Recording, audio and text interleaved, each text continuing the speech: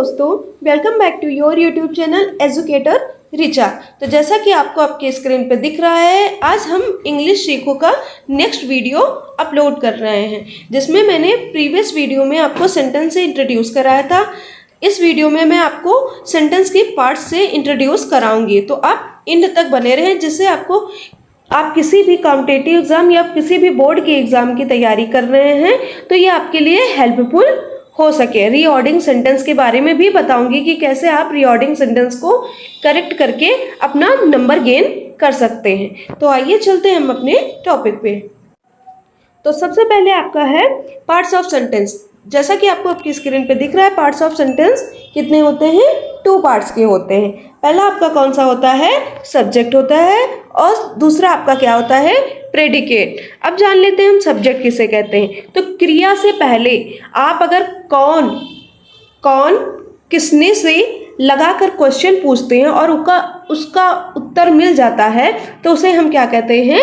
Subject कहते हैं। और प्रेडिकेट क्या होता है? हम प्रेडिकेट के बारे में बात करते हैं। तो प्रेडिकेट वे वाक्य होते हैं जिनका अर्थ क्रिया पर निर्भर करता है। जैसे आप लोग जानते हैं कि वाक्य का अर्थ तभी कंप्लीट होता है जब आप वर्ब का यूज करते हैं। बिना वर्ब के आपका वाक्य का अर्थ नहीं होता है। इसलिए सब्जेक्ट को छोड़ के बाकी जो भाग होते हैं वो आपके क्या होते हैं? प्रेडिकेट होते हैं। तो ये बात हो गई सब्जेक्ट और प्रेडिकेट के बारे में। आइए हम देख लेते हैं एग्जाम्पल। तो हमारे एग्जाम्पल में क्या है? राधा डांसेस। तो राधा हमारा क्या हो गया? सब्जेक्ट हो गया। डांसेस हमारा क्या हो गया? प्रेडिकेट हो गया। अब हम देख लेते हैं सब्जेक्ट के पार्ट के बारे में। तो आपके सब्जेक्ट के भी मेन पार्ट कितने होते हैं? 2 होते हैं। एक आपका क्या होता है? क्वालिफायर। दूसरा आपका क्या होता है? Main word. मेन वर्ड आपके किससे डिनोट होते हैं? नाउन से डिनोट होते हैं या फिर प्रोनाउन से डिनोट होते हैं। नाउन में किसी का नाम हो गया, गर्ल बॉय हो गया, या फिर आपके ही शी इट प्रोनाउन वाले वर्ड्स आपके किस में आते हैं? मेन वर्ड में।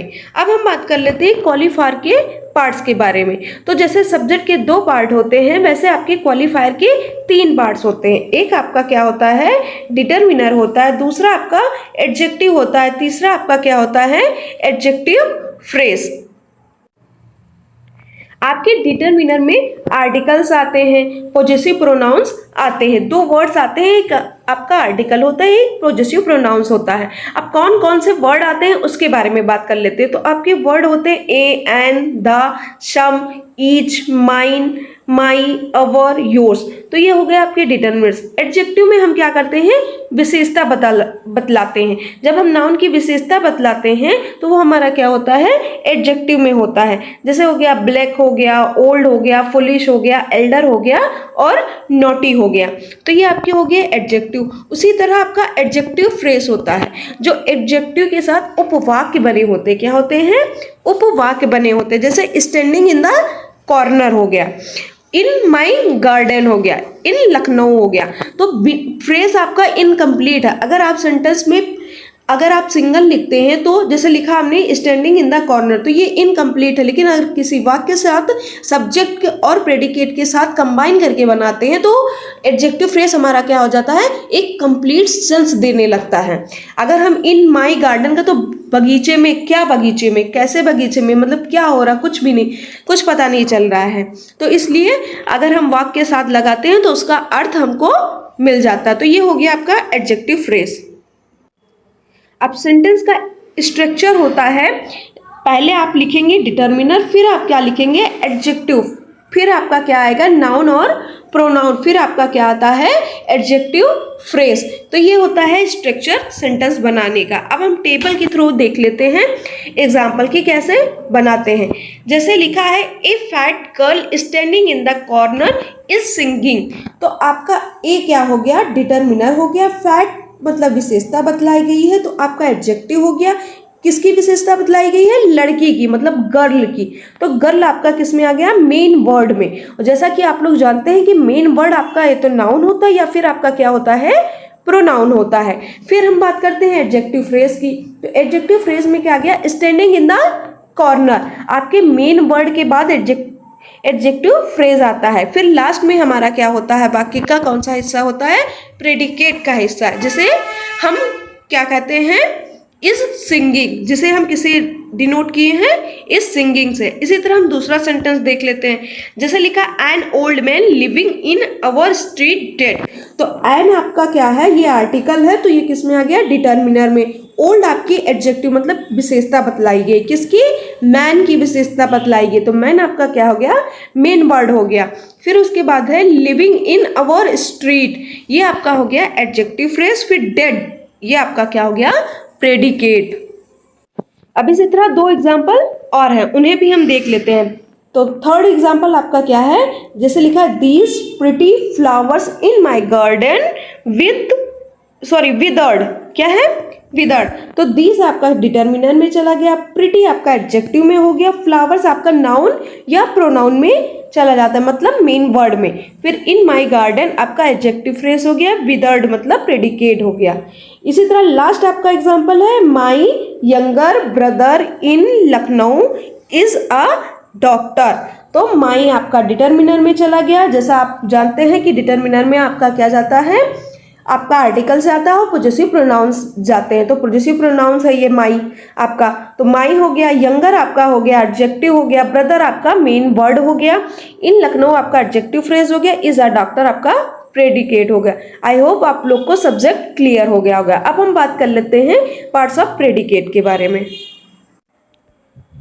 तो आपके प्रेडिकेट कितने पार्ट्स के होते हैं, there are 3 parts of predicates. Subject आपके 2 पार्ट्स के होते हैं और 2 से 3 पार्ट होते हैं। फिर उसके बाद पार्ट्स ऑफ प्रेडिकेट आपके 3 पार्ट होते हैं। एक आपका क्या होता है, वर्ब होता है, दूसरा आपका ऑब्जेक्ट होता है, तीसरा आपका क्या होता है, कॉम्प्लीमेंट। बात कर लेते हैं वर्ब के बारे में। तो वर्ब जैसे आपका हो गया प्ले, राइट, रीड, लिसन, सिंग, वॉच, जो आप क्रिया करते हैं वो आपका किसमें हो गया, वर्ब में। डूइंग एक्शंस आपके क्या हो गए, वर्ब में हो गए। ऑब्जेक्ट हो गया जो जिसके साथ करते हैं, जैसे द गर्ल हो गया, हिम हो गया, हिज हो गया, मोहन हो गया, हर हो गया। फिर क्या होता है, कॉम्प्लीमेंट, जैसे डॉली हो गया, पप्पू हो गया, द कैप्टन हो गया। आपको एग्जाम्पल से क्लियर हो जाएगा कि पार्ट्स ऑफ प्रेडिकेट में कैसे हम चूज करते हैं। तो आइए देख लेते हैं प्रेडिकेट्स के भी पार्ट्स के एग्जाम्पल। तो पहला आपका सेंटेंस क्या है, they named the girl Dolly. तो दे आपका सब्जेक्ट हो गया, इसमें आपको determiner, adjective, adjectival phrase, main word कुछ नहीं दिया गया, सिंपल सा सब्जेक्ट दिया गया जिसको आपने दे में चूज कर लिया। वर्ब आपका नेम्ड हो गया, फिर उसके बाद ऑब्जेक्ट आपका क्या हो गया, द गर्ल हो गया, उसके बाद आपका डॉली क्या हो गया, कॉम्प्लीमेंट हो गया। नेक्स्ट एग्जाम्पल है दे कॉल्ड हिम पप्पू। तो क्या हो गया, दे आपका सब्जेक्ट हो गया, कॉल्ड आपका वर्ब हो गया, हिम आपका प्रेडिकेट हो गया, पप्पू आपका क्या हो गया, कॉम्प्लीमेंट। ये हो गया आपके सेकंड एग्जाम्पल। आप लास्ट एग्जाम्पल प्रेडिकेट का देख लेते हैं, जैसे we choose her the leader of the party. तो आपका क्या हो गया, वी आपका सब्जेक्ट हो गया, चूज आपका वर्ब हो गया, ऑब्जेक्ट आपका हर हो गया और the leader of the party आपका क्या हो गया, कॉम्प्लीमेंट। तो सब्जेक्ट और प्रेडिकेट कंप्लीट हो गया है। आई होप आप लोग को समझ में आया होगा। थोड़ा हम रीऑर्डिंग सेंटेंस देख लेते हैं कि कैसे हम ऑर्डर में सेट करते हैं। पहला आपका है, आप में क्या दिया गया है, डैश दिया गया है, फिर बोला गया इज अ सिंगर और एक ब्रैकेट में आपको कुछ वर्ड्स दिए गए हैं, जैसे लिखा है द टाल इन द रूम गर्ल। अब इसको आपको अरेंज करके सब्जेक्ट में लिखना है। तो आइए अरेंज करते हैं। तो सबसे पहले आपने स्ट्रक्चर में क्या पढ़ा था, सबसे पहले हम क्या करते हैं, डिटरमिनर लिखते हैं। तो डिटरमिनर में क्या आता है, द, फिर उसके बाद हम क्या करेंगे, द, फिर उसके बाद एडजेक्टिव लिखेंगे। तो एडजेक्टिव आपका क्या है, इसमें टाल है, तो क्या लिखा हमने, द टाल।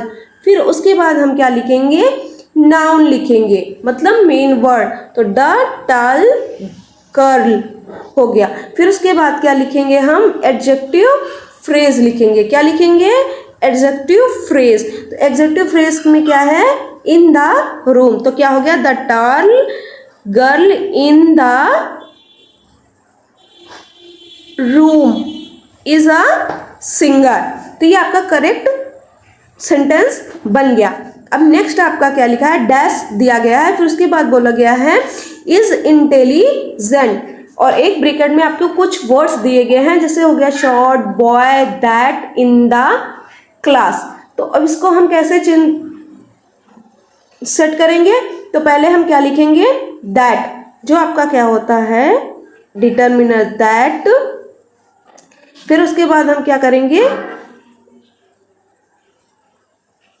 दैट के बाद हम क्या लिखेंगे, हम लिखेंगे एडजेक्टिव, तो क्या हो गया दैट शॉर्ट, क्या हो गया दैट शॉर्ट, फिर उसके बाद क्या लिखेंगे हम, बॉय लिखेंगे, क्या लिखेंगे नाउन, मतलब that short boy in the class, क्या लिखेंगे इन द क्लास, ये क्या है एडजेक्टिव फ्रेज है, that short boy in the class is intelligent. तो क्या ये क्या हो गया आपका करेक्ट सेंटेंस। अब लास्ट हम देखते हैं नेक्स्ट क्या है आपका, आपका नेक्स्ट है डैश करके आर गिवन स्कॉलरशिप, क्या है आर गिवन स्कॉलरशिप। अब इसको हम कैसे करेक्ट करते हैं, तो ब्रैकेट में कुछ वर्ड्स हैं, लिखा गया है poor, in the college, student, the.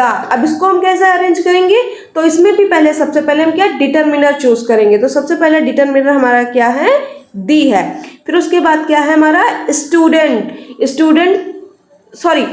ने, उसके बाद एडजेक्टिव है, एडजेक्टिव आपका क्या है पुअर, उसके बाद आपका मेन वर्ड क्या है स्टूडेंट, तो हमने क्या लिखा द पुअर स्टूडेंट, उसके बाद क्या है हम लास्ट में क्या लिखते हैं एडजेक्टिव फ्रेज, तो इन द कॉलेज, क्या हो गया इन द कॉलेज।